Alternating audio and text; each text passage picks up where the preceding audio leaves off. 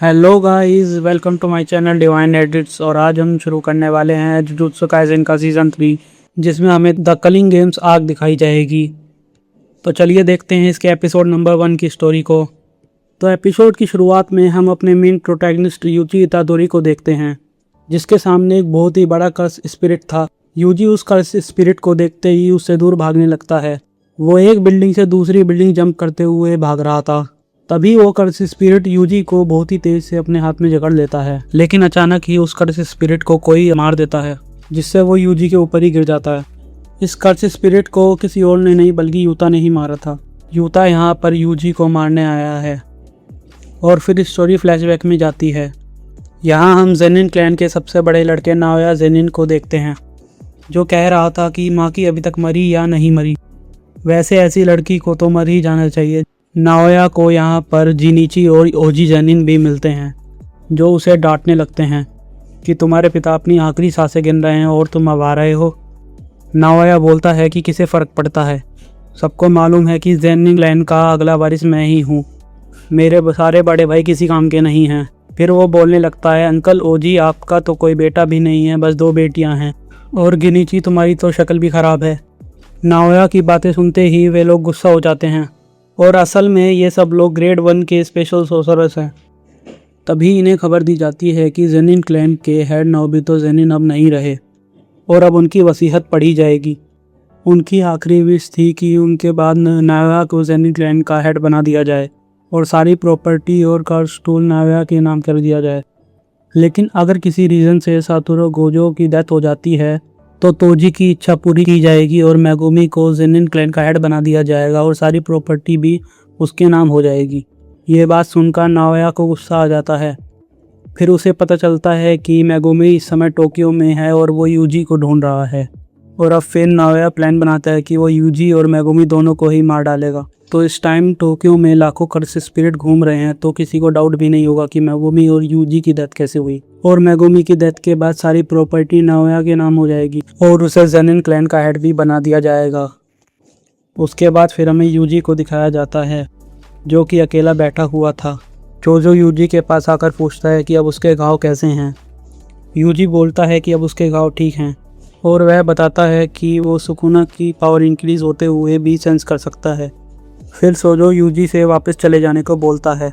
UG बोलता है कि वह नहीं जा सकता, क्योंकि सुकुना मेगुमी को कुछ करने वाला है और मेरे हाथों कितने इनोसेंट पीपल्स मारे गए हैं, और अब मैं किसी के पास जा भी नहीं सकता। मैंने तो तुम्हारे भाइयों को भी मारा था। चोजो कहता है कि वो एक गलतफहमी थी, वो दोनों भी तुम्हें माफ़ कर देते क्योंकि हम भाई हैं और वही चीज़ सबसे ज़्यादा मैटर करती है। यूजी कहता है कि चलो अब हमें यहाँ के सारे कर्सेस को ख़त्म करना है।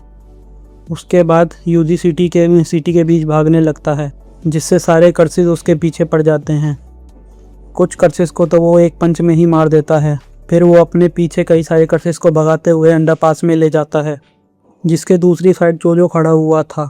और फिर चोजो अपनी पियर्सी ब्लड टेक्निक से सबको मार देता है। एक कर्स चोजो के पीछे आता है तो यूजी उसे एक पंच में ही ख़त्म कर देता है। फिर चोजो अपने मन में सोचने लगता है कि जब यूजी की फ़ाइट मुझसे हुई थी तब भी वो बहुत पावरफुल था, लेकिन अब उसने इतने कम टाइम में भी अपनी कर्स एनर्जी को कंट्रोल करना सीख लिया है। और फिर चोजो यूजी को उसके फादर के बारे में कुछ बताने वाला था, लेकिन तभी वहाँ पर नाओया आ जाता है और पूछने लगता है कि मेगुमी कहाँ है, कि वो अब तक नहीं आया क्या, और तुम दोनों अभी तक यहाँ से भागे नहीं क्या। यूजी पूछता है कि हम क्यों भागेंगे। तो नाओया बताता है कि तुम्हें मौत की सज़ा सुनाई गई है, अब गोजो यहाँ नहीं है तो तुम्हें कोई प्रोटेक्ट नहीं कर सकता। नाओया आगे कहने लगता है कि वैसे तो मैं मेगुमी को मारने वाला था, पर अब तुम दोनों को भी यही निपटा देता हूँ। फिर वो यूजी के पीछे आकर उसे एक जोरदार पंच मार देता है। चोजो उस पर अटैक करने लगता है तो वो उसके भी पीछे पहुंचकर उस पर भी पंच मारने लगता है। नाओया उन दोनों से काफ़ी ज़्यादा फास्ट था। चोजो सोचता है कि उसके पास ज़रूर कोई टेक्निक होगी, तभी उन सब लोगों को बहुत ज़्यादा कर्स एनर्जी महसूस होने लगती है। यूजी सोचता है कि कहीं वो गोजो तो नहीं। वो लोग देखते हैं कि ये तो यूटा है। तभी यूटा बिल्डिंग से जंप करता है। नाओया बोलता है कि तुम तो यूटा हो ना, जिसे यूजी को मारने का काम मिला था।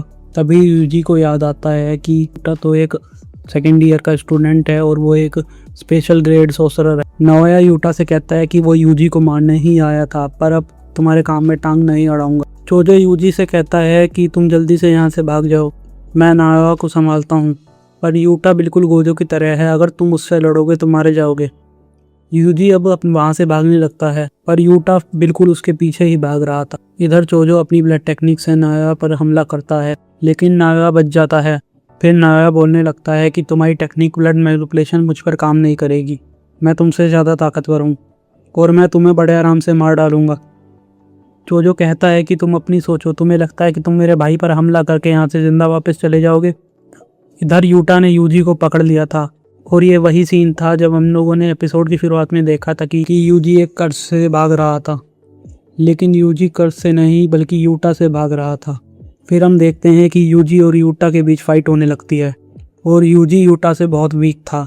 तभी यूटा बोलता है कि मेरे पास गोजो सेंसे से भी ज़्यादा कर्ज एनर्जी है, लेकिन गोजो सेंसे के पास 6 साइज हैं, इसलिए वो जब भी कोई टेक्निक यूज़ करते हैं तो उनकी कर्ज एनर्जी बिल्कुल भी ख़त्म नहीं होती। इसलिए गोजो सेंसे नंबर 1 है और मेरी कर्ज एनर्जी ख़त्म हो सकती है। यूटा फिर से यूजी पर हमला करने लगता है। फिर यूजी भी एक नाइफ उठा लेता है। वो याद करता है कि गोजो सेंसे ने उसे बताया था कि कुछ सोर्सरर्स हथियार का यूज़ भी करते हैं, लेकिन उसके लिए भी कर्ज एनर्जी को कंट्रोल करना आना चाहिए। यूजी अब अपने नाइफ को कंट्रोल करके यूटा को रोकने लगता है और वो यूटा की तलवार को रोक लेता है। फिर यूटा बोलता है कि तुम तलवार पर कुछ ज़्यादा ही ध्यान दे रहे हो और वो यूजी को एक जोरदार पंच मार देता है। फिर यूजी किक मारकर यूटा की तलवार तोड़ देता है, जो देखकर यूटा हैरान था। यूजी अब सोचता है कि वो बिना हथियार के यूटा से ठीक से फाइट कर सकता है। वो यूटा पर अटैक करने लगता है, लेकिन तभी उसे पीछे से एक बड़ा सा कर्स आकर पकड़ लेता है। असल में ये रीका थी। यूजी को समझ में नहीं आता कि ये रीका कहाँ से आ गई। उसने यूजी को ऐसे पकड़ा था कि वो हिल भी नहीं पा रहा था। यूटा अब अपनी टूटी तलवार को लेकर आगे बढ़ता है और यूजी के सीने में घुसा देता है और बोलता है कि तुम मुझे माफ़ कर देना इतादोरी यूजी, और यूजी की मौत हो जाती है। सो गाइस, वीडियो देखने के लिए थैंक यू। वीडियो अच्छा लगा हो तो लाइक कर देना और सब्सक्राइब करो और ऐसे वीडियोस देखने के लिए। हम फिर मिलेंगे अगले वीडियो में। Bye bye, sayonara.